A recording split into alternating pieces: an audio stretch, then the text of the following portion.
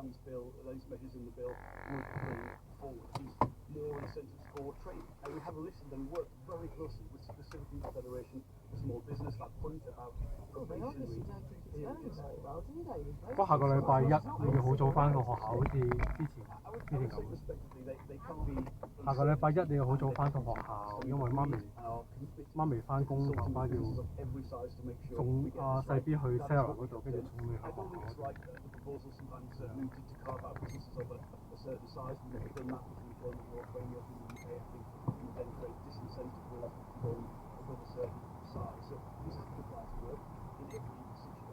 Many businesses already operate to a higher standard, and we're changing the employment rights law. That is because there's insecurity and a need to tackle those issues. For instance, I think anyone benefits from people going to work sick, so greater access to sick pay in important courses and we're all committed to it. The big thing from the beginning of the campaign is to grow the economy, give businesses the confidence to keep growing their businesses, to hire people, and yet right now, with what you've just outlined, the Institute of Directors, for instance, last month, found more than half of businesses in Hull feel that say that they will be less likely to hire following the government's changes. I can also, talk to you about the data, I'm sure you're familiar with it, from the Recruitment and Employment Federation survey last month, showing firms are reluctant to hire new staff due to economic uncertainty. You're not going to do any of this for 2 years, and we already see in that time, because of these new measures, some businesses don't want to hire. We heard it on the show this morning. Well, I think when people see the detail of the proposal on probationary periods, all of their concerns will be addressed as we go forward. But I would just stress again, 60% of all the jobs advertised in this country already advertise that they would make available flexible working. We have got a situation where nearly half the firms in the UK already offer an occupational rate of sick pay above the statutory minimum. We have got a situation where employers already would do compensation for late cancellation of shifts. So this is already happening. This does raise the employment floor. It does give a lot of insecure and low-paid work stronger rights in the workplace. But that is consistent with making sure we have an economy where people... It could lead to fewer permanent jobs. That's the point that's being made. You have to listen to business saying, and we heard a business this morning, someone run a trampoline park saying, if it's as it sounds, and he operates a lot of 0 hours contracts, which we haven't even been able to get onto in detail yet, where you said in this you'll allow people to remain on 0 hours contracts where they prefer to, but if it's as it says, with all these benefits that you have to offer people, you won't be able to confidently hire other people, so you're knocking businesses in the kneecaps. I reject that entirely, and I think, to be honest, a lot of those points remind me of the news around the introduction of the minimum wage, which again were not found to be true once it came in. I will say specifically on 0 hours contracts, I believe where a worker works a regular number of hours, they do deserve a contract that reflects those hours. There'll be a qualifying period to get that, but I think that is flexibility in terms of worker being able to decide what they want. That is two-sided flexibility. Changing what is present is, I think, too great flexibility on the side of the employer, and we all benefit from people having good jobs, secure jobs, able to look at their families. I think that change is fair and proportionate, and where it will change business models, I think there is not an argument as to why, for instance, an employer could offer people those contracts reflecting the number of hours that they'll do. Why 2 years? Why is it going to take 2 years to do this? This is your big, great reform as a government. Well, it's part of our overall economic package. We are presenting the bill within 100 days of office. I can't preempt how long it takes to get legislation through Parliament, and of course we're changing employment laws to fashion hours and work and presentation of specific measures. There's nothing different, but I say again, we can't be used to going too fast. It's just difficult.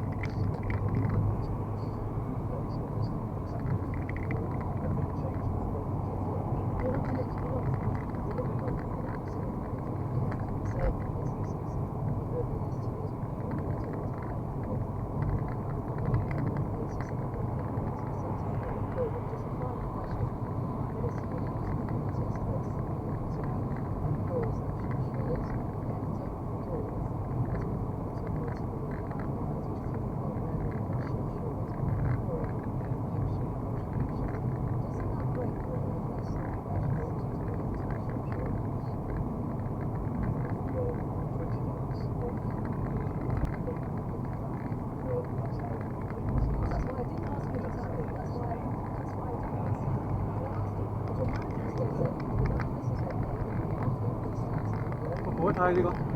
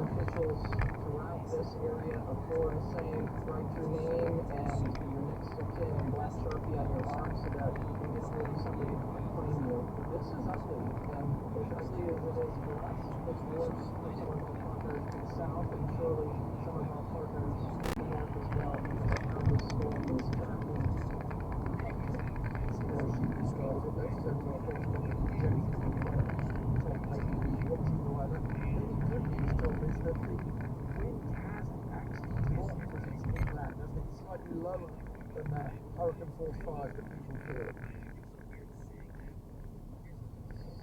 That's right, Nick. I mean, as it barreled into the Gulf Coast, it is downgraded to a Category 3 storm, but still a very destructive hurricane and enough to do a lot of the kind of damage you just saw out there.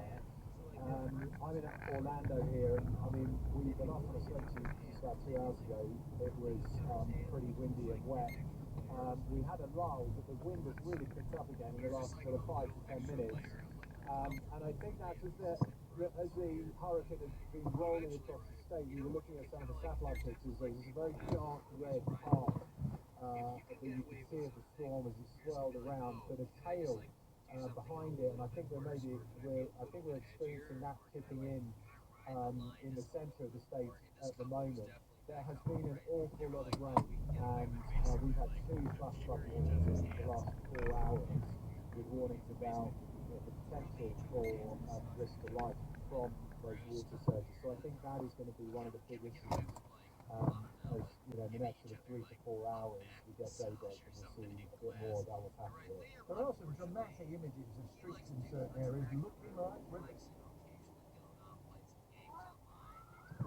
Yeah, absolutely. And I think, you know, there has been a storm surge in parts of the Gulf Coast. I think the good news is that the worst fears that it would make landfall at Tampa Bay. That's a very densely populated area. And what the experts were talking about was this, the water surging around the bay itself there, sort of barreling around the bay, and really doing a lot of damage. Now, it seems as though that has been to some extent avoided because it hit about 60 miles south of there, a slightly less populated area where there wasn't the same dynamics about the bay. But there's clearly been a lot of flooding, and I think that's potentially going to turn out to be one of the stories of the night when we get into the morning, along with this issue of tornadoes. I mean, there was a huge number of tornadoes being unleashed in the hours before the hurricane hit land, including on the other side of the state, on the Atlantic coast. There has been a lot of damage and reportedly some deaths there as well. And Tom, politics never far away, and arguments happening even before the storm hit land between President Biden and former President Trump.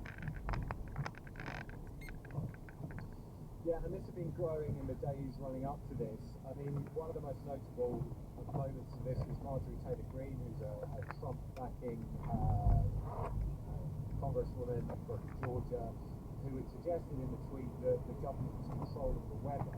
And this was around sort of claims that Republican areas are being hit by the two hurricanes, most badly hit by the two hurricanes that have rolled in here. And President Biden, I mean, to at least was castigating Donald Trump over all of this and saying that, this is outright lies. But they were also saying that this has had a real effect on people being willing to go to the authorities. One of the other factors was that money wasn't being made available for emergency funding because, of course, Trump was saying that he wanted to make migrants to the border, and that is totally untrue. And the federal emergency authorities were making clear that's untrue and still urging people to go and get help. Tom Bateman, thank you very much indeed. And I thank you, double hundreds like London buses in Montan. Last hour, Lady the Moment Joe Report on this 200 on day 4 of the first test between Pakistan and England. Since then, his partner at the crease has also joined the party. Rick Brooks double hundred, steering that away down the back of the point. It's just runs on the side. Harry Brooks celebrates an incredible record. He's building up here in Pakistan for a start, but also in terms of his career as a whole.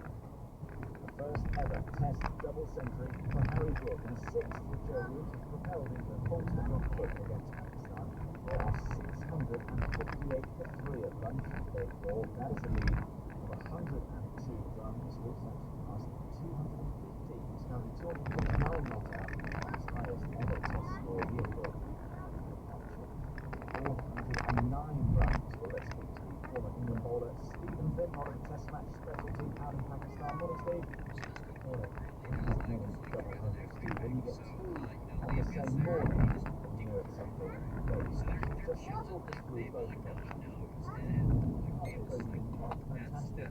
Actually much needed in this context at this game. England having conceded 556 in the first innings. It felt like a lot of runs. They needed partnerships, they needed their best players to stand up, and Brook and Root have done just that, 218 and 259 respectively.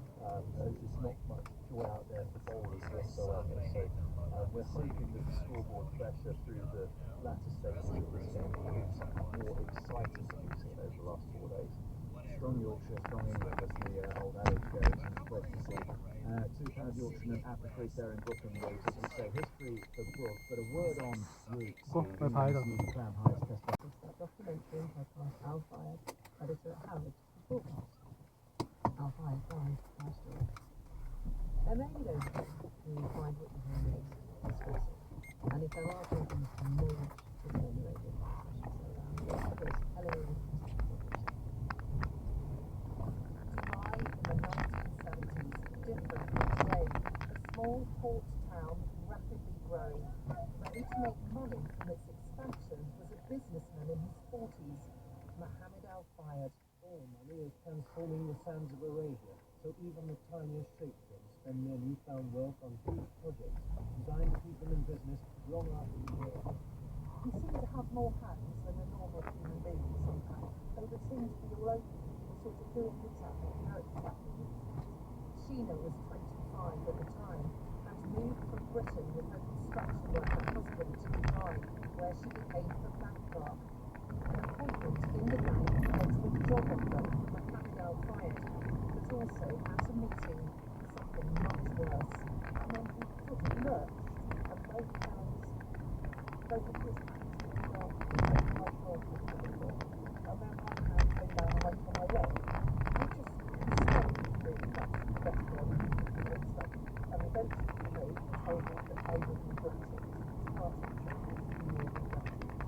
Sheena, whose later right to anonymity, says the months Al Fayed would follow her and continue with threats. Sometimes he would hurt her again, and in the end I realised that he was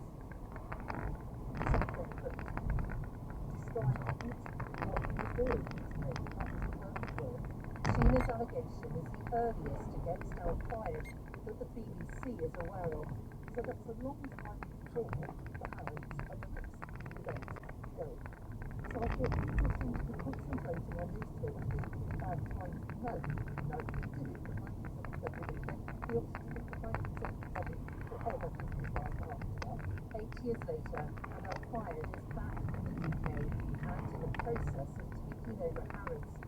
At his Grade 1 listed 17th century mansion in Surrey, he is hiring more staff, including this woman who thought she was becoming the family's nan. He started to spread my fire under my skirt. Margot, which isn't her real name, is 19. Her interview is portrayed here by an actor. One morning before 5 a.m., I was awoken by my bedroom door opening.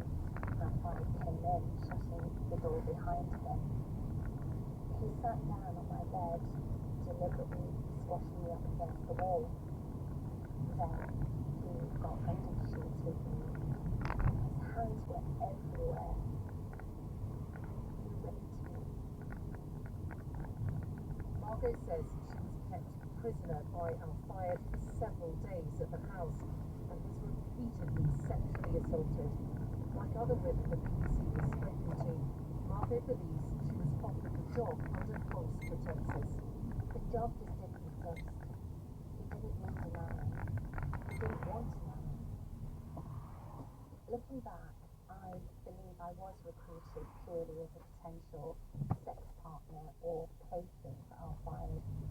As the number of allegations against Al Fayed increases, it's clear his apparent offending was not confined to his time at his best-known business, Harrods.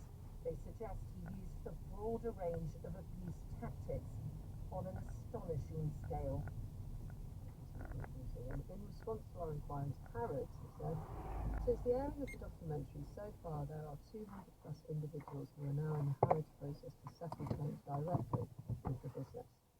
If you or someone you know, just now speaking for myself, not the statement there, just to make it clear, have been affected by sexual abuse or violence, there is a list of the organisation that can help over at bbc.co.uk/action line, or if you need it, do remember you can call for free to hear recorded information on 0800 066 16 minutes to 9 now. One of the most striking moments of the latest session of the Goat Inquiry was the consultant anaesthetist, Professor Kevin Fong, breaking down as he described working in the NHS during the Goat Inquiry.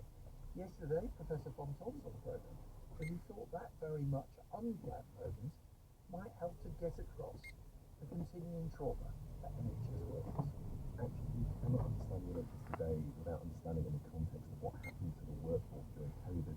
So yes, I think we're living with it today and the impact of it today. You can't ignore it. You can't pretend it didn't happen.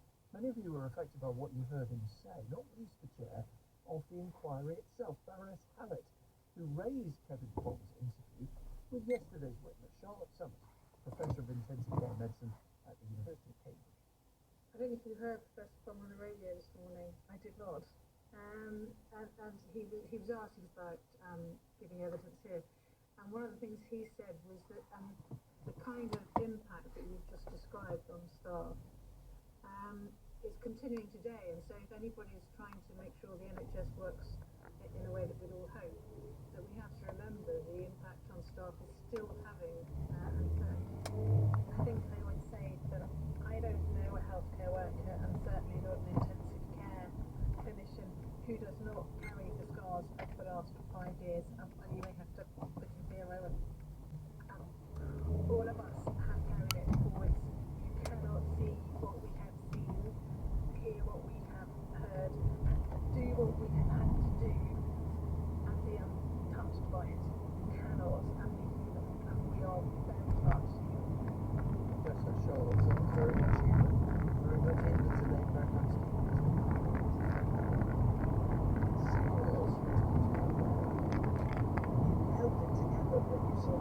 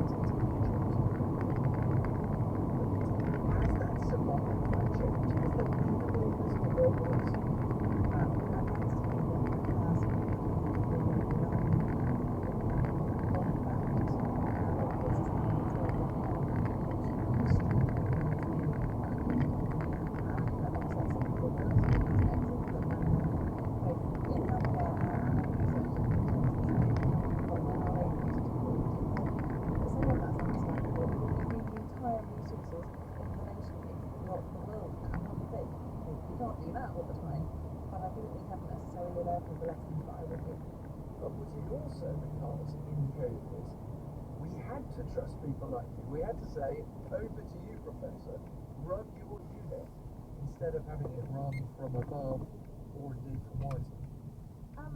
Maybe. I think everyone was very clear about what the mission was, and there was one mission, so that makes things a little bit easier, doesn't it?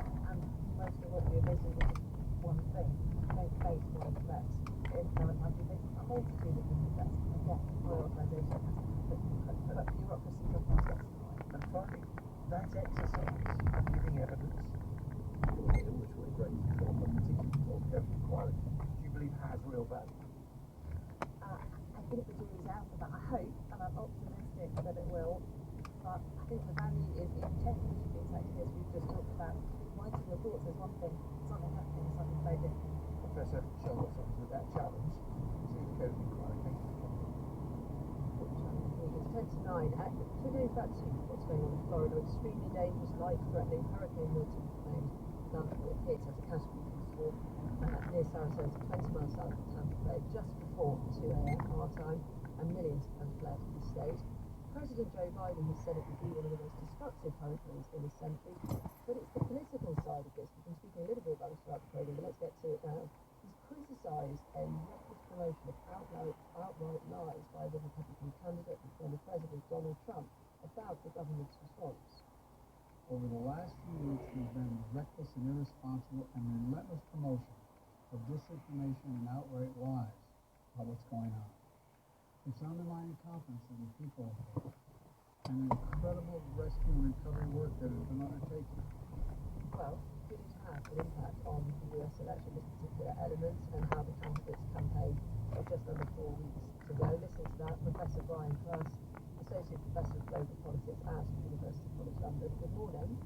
Good morning. We've also seen a Republican representative, Marjorie Taylor Greene of Georgia. She's used her official social media account to say that the storm's hitting, in different places, the government controlled by the government.